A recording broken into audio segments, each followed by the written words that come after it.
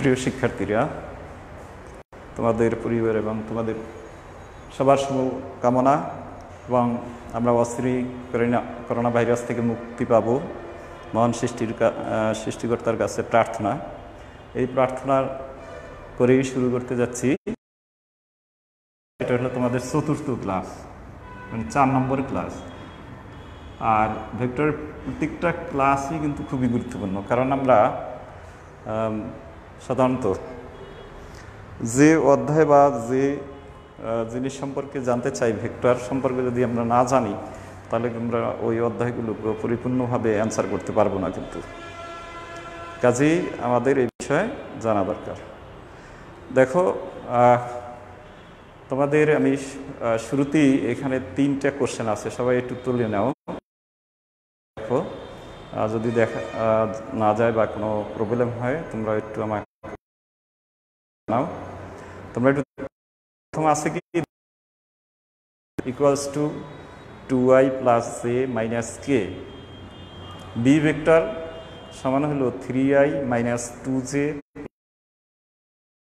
C vector equals to i minus 3j plus a k. তারপরে কি আছে লেখা বোঝা যায় না, ওকে। আচ্ছা, এখন একটু দেখো, জানাও তাহলে তো আমি এই ক্লাসটা নিয়ে কোনো লাভ নাই। দেখো বোঝা যাচ্ছে কিনা। পরে দেখো 3 নম্বরে আছে কি এ ভেক্টর সমান সমান 2i মাইনাস 6 প্লাস 3k কমা দিয়া B equals to 4i minus 3j। আচ্ছা, দেখা যাচ্ছে কিনা? যদি দেখা না যায় তাহলে আমরা একটু কমেন্টসের মাধ্যমে তোমাদেরকে জানাবো। ঠিক আছে, তাহলে কি আসসালামু আলাইকুম, রইল সিয়াম। দেখো একটু ভালো আছি, কিন্তু দেখো দেখা যাচ্ছে কিনা। দেখা না গেলে তো এটা ভালো থাকতেও তো তোমাদের যদি কাজে না লাগে তাহলে আমি এগুলো করে কি করব। দেখো দেখা যাচ্ছে কিনা। এ ভেক্টর ইকুয়ালস টু 2i, প্রথম আছে সমতলীয় হলে। সমতলীয় হলে কি হবে বলো? সমতলীয় হলে আমরা তাহলে একটু ইতে যাই। এখন প্রথম আছে সমতলীয় হলে, তাহলে আমরা এখানে দেখো দেখা যাচ্ছে কিনা। দেখো, আমি এই লাইনের বাইরে যাব না। আচ্ছা, আমি একটু দেখছি যে আসলে কতটুকু পর্যন্ত আমি যেতে পারবো। তাহলে সমতলীয় দেখছি, হ্যাঁ দেখা যাচ্ছে। এবার দেখো, যদি এভাবে 3টা ভেক্টর হয়, একটি যদি এ ভেক্টর হয় সমান মনে করো i a x plus j b a y, অর্থাৎ ওয়াই বুঝাচ্ছে, তারপরে কে এ জেড। আর c b vector equals to যদি i b x plus j b, এটা কিন্তু এ ওয়াই বুঝে নিও, বি ওয়াই, বির বেস কিন্তু ওয়াই, আর কে, এটা আমি সূত্রটা লিখছি, কে বি জেড। এরপরে দেখো কি এখন কি দেখা যাচ্ছে, একটু দেখো দেখা যাচ্ছে কিনা। নেটের ডিস্টার্ব, তোমাদের একটু কষ্ট করতে হবে, এটা পুরো বাংলাদেশ ব্যাপী সমস্যা। এই সময় একটু দেখে নাও যে দেখা যাচ্ছে কিনা। এখন দেখা যাচ্ছে কিনা সেটা দেখো। এরপর সি ভেক্টর সমান i c x plus j c y plus k c z হলে সমতলীয় হবে। সমতলীয় হবে যদি দেখো কি লিখছি, a x b y, a x a y a z, b x b y b z, c x c y c z সমান 0 হয়। এটা একটি শর্ত, কিন্তু এই শর্তে তুমি অঙ্কটা করতে পারবে। আচ্ছা, দেখা যাচ্ছে, ঠিক আছে। এখন বলছো, তাহলে আমরা একটু এটা দেখি যে কি বলছে। সমতলীয় হলে এটা শুধু কিন্তু ফিজিক্সের না, তোমরা জেনে রাখবা, এটা কিন্তু ম্যাথমেটিক্সেও কিন্তু তোমরা ব্যবহার করতে পারবা বুদ্ধি থাকলে আর কি। তাহলে এ ভেক্টর সমান i a x plus j a y plus k a z, এবং বি ভেক্টর সমান আই বি এক্স, বি এক্সটা কিন্তু বেস তোমরা মনে রাখবা, plus j b y plus k b z, এবং আই সমান কী লিখছি, আই সি সমান সি ভেক্টর সমান i c x plus c ছোটো হাতের কিন্তু j c y plus k c z হলে সমতলীয় হবে যদি কি হয়। হ্যাঁ শারমিন ওয়ালাইকুম সালাম, একটু দেখো তাহলে সমতলীয় হলে কি হবে, অর্থাৎ এই যে আমি শর্তটা লিখছি সেটা কি হবে, 0 হবে। তাহলে এবারে তোমরা দেখো এর সাথে যদি তোমরা কম্পেয়ার করে দাও, ওই যে একেরটা আমরা সমাধান করি, তাহলে আমরা কী পাবো, আমি সরাসরি লিখে ফেলবো, তোমরা জাস্ট এই কথাগুলি ওখানে লিখবে। তাহলে আমরা এখানে সরাসরি আমরা সূত্রে চলে যাব। সবাই একটু খেয়াল করো, তাহলে আমি এইটাকে মুছে ফেলতে চাই। দেখো তাহলে এই এর স্থানে তোমরা এ লিখে ফেলবে, আর বি এর স্থানে এই বিটা লিখে ফেলবে, সি এর স্থানে সি লিখে ফেলবে, তারপর সরাসরি শর্তটা লিখবে। তাহলে বলছি সমতুল্য হলে এর মান কত, তাহলে সমতুল্য হলে তুমি কি লিখবা, সরাসরি লিখবা। আমরা কি জানি, তোমরা লিখবা আমরা জানি কি জানি বলো, A B C O C সমতলীয় হলে কি হবে, হলে দেখো এখানে কিন্তু আসছে কোথা থেকে, এটা তোমাকে মনে রাখতে হবে, এ ক্রস বি এরপরে কিন্তু ডট সি ইকুয়ালস টু 0, এই আর এটাকে কি পেয়েছি, ওই যে মডুলাস দিয়ে। দেখো এখানে কত আছে 2, এরপরে মডুলাস দিয়ে এক্স বি ওয়াই এগুলি লিখবো এখানে। দেখো এটা কি 2, এটা কিছু নেই মানে 1, জের সাথে 1 আছে, আর এটার সাথে কত আছে -1। আবার এখানে দেখো বি এর কি আছে 3 আছে, এর সাথে -2, আমরা চিহ্নটাকে একটু ফলো করব, -2, আর এটার সাথে কত আছে 4, প্লাস সাইন থাকলে দিতে হয় না তোমরা জানো, এগুলো কিন্তু আবার এটার সাথে এটা মিলিয়ে ফেললো না, এটা কিন্তু দূরে দূরে। আর নিচে হলো 1 -3, আর এটা কত আছে এ, কি শর্ত বলে কি 0, এই সমানটা আমরা ঠিক মাঝখানে দেব। এই এখন তোমরা এখানে ক্যালকুলেশন করে ফেলো, আশা করি আমার আগে দ্রুত তোমরা এর মানটা বের করতে পারবে, যে এর মানটা তোমরা একটু বের করে ফেলো এর মানটা।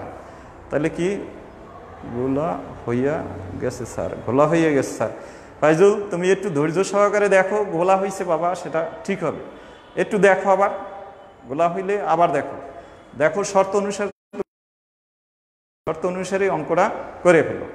তাহলে এইখানে আমরা বিভিন্নভাবে করতে পারি, যেমন মনে করো 2, এই 2টাকে লিখে আমরা এইভাবে মডুলাস চিহ্ন দিয়ে এই 2 এর এইটা আর এইটা বাদ দেবো, থাকে কি -2, এরপরে 4, আর এখানে -3, তারপরে কি থাকে এ, এরপরে দেখো প্রথমটা প্লাস, তাহলে কি নিলাম, প্রথম যখন এইটা নিলাম তখন এর কলামও বাদ সারিও বাদ। এবারে দেখো এইটা হলো প্লাস, এরপর কি মাইনাস, এখানে একটা মাইনাস চিহ্ন দেব, কত আছে 1 দেওয়ার পরে আমরা কি করতে পারি, এইটার কলাম বাদ সারি বাদ, তাহলে থাকি 3, আর এখানে কত 4, আর নিচে 1 আর এ, এবারে প্লাস এই যে মাইনাস, কারণ এখানে চিহ্ন হলো প্লাস কিন্তু আছে কি মাইনাস, তার -1টা নেব, তারপরে মডুলাস দেব। এবারে এই কলামটা বাদ সারিটা বাদ, থাকে কি এই 3, আর কি থাকে বলো -2, আর এখানে থাকে কি 1 আর -3, এটা কিন্তু দূরে দূরে, এটার সাথে না কিন্তু -1। তাহলে আমরা এটাকে নিলাম ইকুয়ালস টু কি পাইলাম, একটু মুছে দিই পরে লিখবো, সমান 0। এটা কি ছিল, লম্ব একক, এটা নির্ণয় করতে হবে। আচ্ছা 0। এখন এইখান থেকে আমরা ক্যালকুলেশন করে এর মানটা বের করব।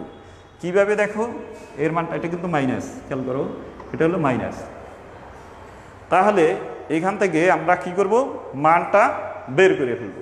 তাহলে আমরা সব ঠিক আছে তো, এইখানে যদি 2 লিখি, খেয়াল করো এই আর গুণন করি, তাহলে কত হয় -2a, আর এই সূত্রে একটা মাইনাস আছে সেটা লিখবো আগে, এইটা গুণ করলে মাইনাস এ প্লাস কত হবে 12।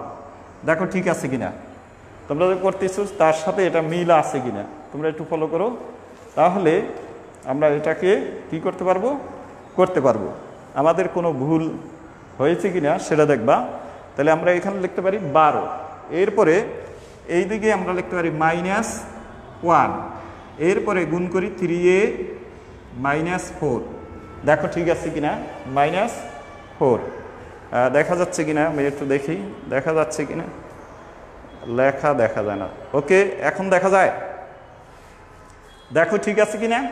তাহলে আমরা কি করছি, প্রথমে সিস্টেমটা জানবা, 2 নিয়েছি, 2-র কলাম বাদ সারি বাদ, এবার বাকি থাকে এইটুকু লিখে ফেলছি। তারপর প্লাসের পরে -1, এখানে 1 আছে, -1 নিয়েছি। এরপরে এটার কলাম বাদ সারি বাদ থাকি 3 4 1a, তাহলে 1a নিয়েছি। তারপরে মাইনাস প্লাস, এরপর সূত্র হলো প্লাস কিন্তু আছে মাইনাস, প্লাস মাইনাসে -1 নিয়েছি, এইটার কলাম বাদ সারি বাদ। এরপরে থাকি কি 3 -2 1 -2। আচ্ছা, এরপরে 1 এখানে কি হয় গুণ করো -9, আর সূত্রের মাইনাস +2 = 0। তাহলে এবার এর মানটা কত হবে সবাই একটু বের করে ফেলো, কুইক বের করে ফেলো এর মান। ওকে, ফাইজুল তুমি বলছো দেখা যায় না, বের করে ফেলছো। তারপর নির্ঝর বের করে ফেলছো। আচ্ছা, সিপা হামিদ কি মাত্র আসছে, তারপরে শারমিন করে ফেলছো, ভেরি গুড, আমার আগে করে ফেলছো, আমার কষ্ট করে করতে হবে। এর মানটা কত পেয়েছি, 5 পেয়েছি।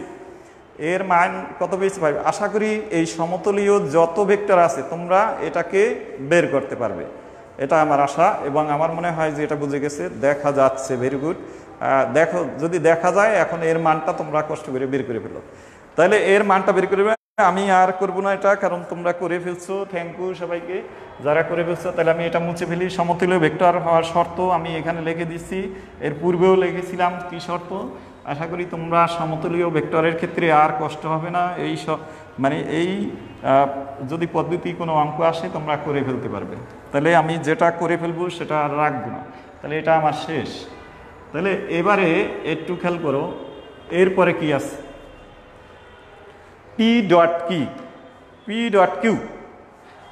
ডট গুণনের ক্ষেত্রে আমরা কি পাই, আমরা যদি এখানে পাই, আমরা আগেই করছি 2, এখানে দেওয়া আছে কি, আমরা লিখবো দেওয়া আছে, দেওয়া বা দেওয়া আছে।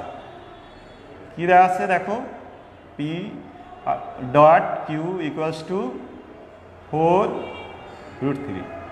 আচ্ছা বলো তো ডট গুণন কি হবে, এর মধ্যবর্তী কোণ কি দেওয়া আছে, মধ্যবর্তী কোণ আলফা = দিয়ে দিচ্ছে, তোমার সুবিধা না হয় তুমি ধরে নেবা। তাহলে PQ cos আলফা = কি পাবো, 4√3, সমীকরণ 1। আবার দেখো কি দেওয়া আছে, P ক্রস কিউ, যেহেতু মডুলাস সাইন আছে একক ভেক্টর আসবে না, তোমরা এটা মনে রাখবা। তাহলে কি হবে 4, তাহলে সরাসরি কি হবে PQ, এখানে একটা ইটা আসতো যদি এই মডুলাস না থাকতো, অর্থাৎ ভেক্টর রাশি পাওয়া যেত। এটা শুধু ভেক্টর রাশির মান, এটা তোমাদের মনে রাখতে হবে, এটা শুধু ভেক্টর রাশির মান। তাহলে কি বলছে যে এটা হলো ভেক্টর রাশির মান। তো ভেক্টর রাশির মান যদি আমি করি, এখানে দেখো কি পাই, PQ cos, এখানে কি লিখবো বলো তো, PQ sin আলফা = 4, সমীকরণ 2। দেখো সমীকরণ 1 এবং 2 দুইটা পেয়েছি, ঠিক আছে। এখন 1 এবং 2কে বর্গ করে তুমি যদি এখানে দেখো P আর Q দেওয়া আছে, 1 আর 2কে ভাগ করলে PQ কাটা যাবে, তাই না। তাহলে আমরা এখানে কি করব, দেখো সাইনকে উপরে রাখবো, তাহলে আমরা লিখবো 2 ভাগ কি লিখবো 1, 2 ভাগ 1।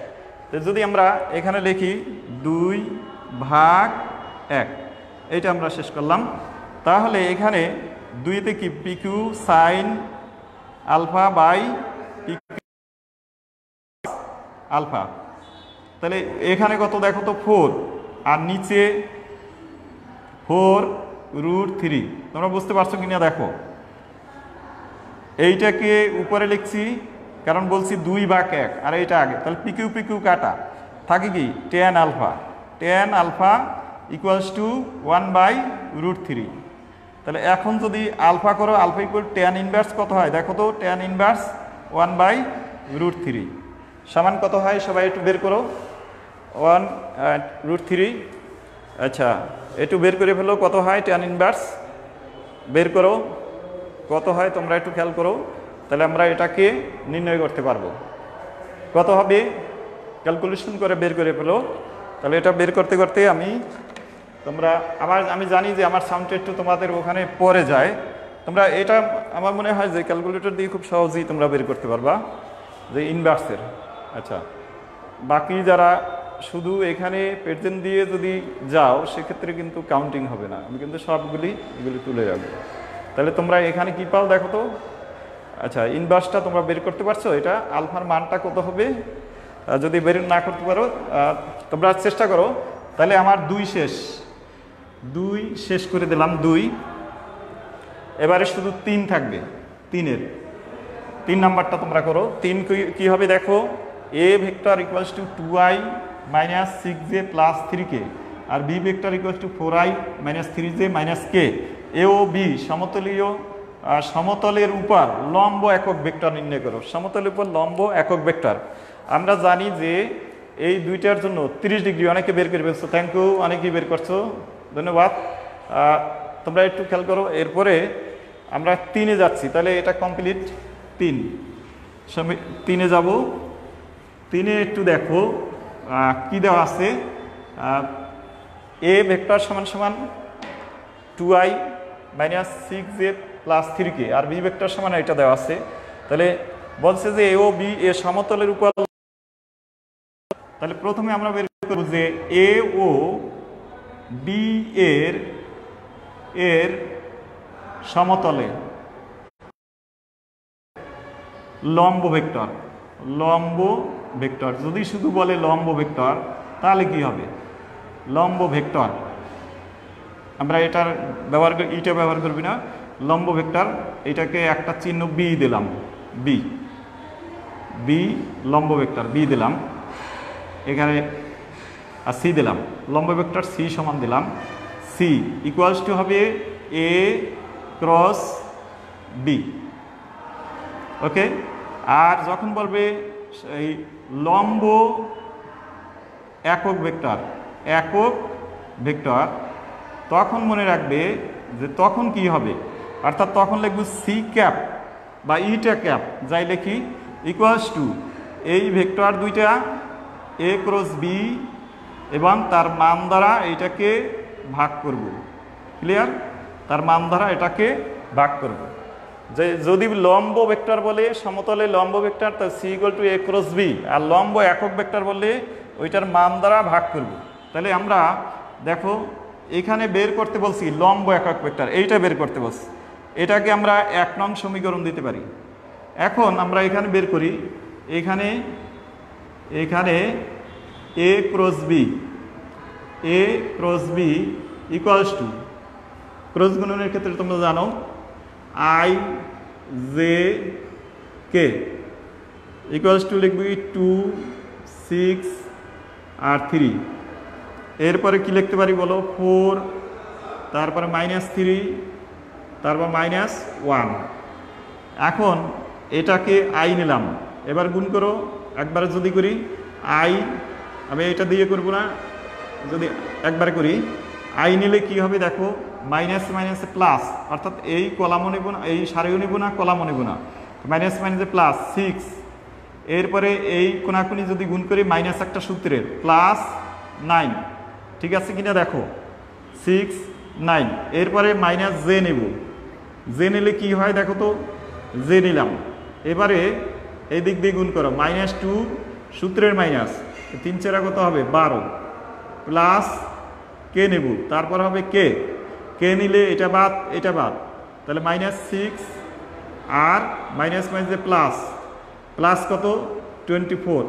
দেখো ঠিক আছে কিনা সবাই একটু দেখো, এটা আমি যেটা করছি কোনো সাইনে ভুল হয় কিনা, সাইনে ভুল হইলে তোমরা সংশোধন করে নাও, সাইনে কোনো ভুল হয় কিনা সেটা দেখো ভালো করে, যে সাইনে কোনো ভুল হয় কিনা।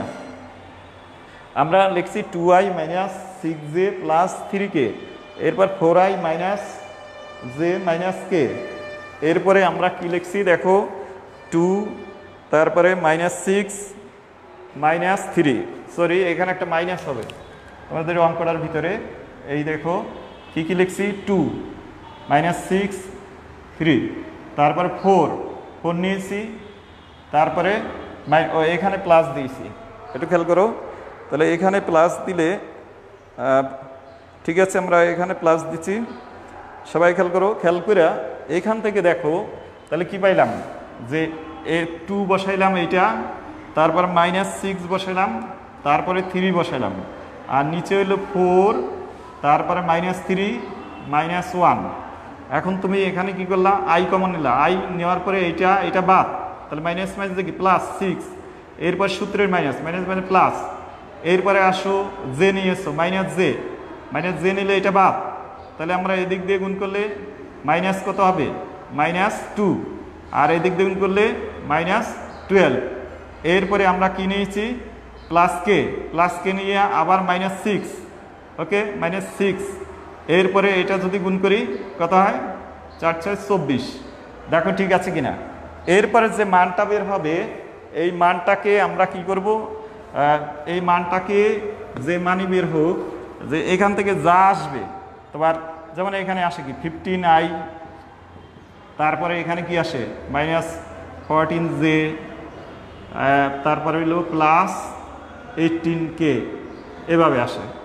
এভাবে যদি আসে তাহলে তুমি মডুলাস দিয়ে এটা মানটা বের করবে, ক্রস বি, সবাই খেয়াল করো, মডুলাস দিয়ে এই যে এখানে যা আছে 15 হোল স্কয়ার প্লাস এই 14 মাইনাস 14টা কিন্তু ভিতরে whole square plus 18 whole square, এরপরে যে মানটা আসবে এই মানটা আর এই যে এখানে যেটা এই মান দুইটা একে বসাই দেবে, একে বসাইলে তোমরা এইটা করে ফেলতে পারবে।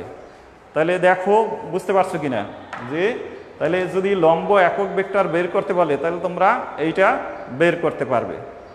ঠিক আছে, তাহলে আমরা এখন কি কি শিখলাম, 3টা জিনিস শিখলাম। একটা হলো প্রথম বলছিলাম সমতলীয় হইলে কি হবে, দ্বিতীয় যে একটা করলাম 2টা ডট গুণন বা ক্রস গুণনের ক্ষেত্রে মানের কিভাবে মান পরিবর্তন করে আমরা নির্ণয় করতে পারি, আর তৃতীয় হলো একটা লম্ব তলে একক ভেক্টর, অর্থাৎ 2টা বের করতে পারবা, লম্ব ভেক্টর বের করতে পারবা সমতলে, আর লম্ব একক ভেক্টর বের করতে পারবা, 2টা ভেক্টর দেওয়া থাকলে। এই জিনিস 2টা আমি আজকের শিখেলাম। আজকের তোমাদের ক্লাস এইটুকুই শেষ করব। আগামী ক্লাসে দেখা হবে আবার নৌকার অঙ্ক নিয়ে, বা নদী কিভাবে পার হওয়া যায়, কতটুকু সময় লাগে এই সম্পর্কে আলোচনা করব। তোমরা ক্লাসটায় সবাই থাকবা, সবাই অংশগ্রহণ করবা, এই বলে আমি এখানে শেষ করছি। সবাই ভালো থাকো, সবাই সুন্দর থাকো, ধন্যবাদ সবাইকে।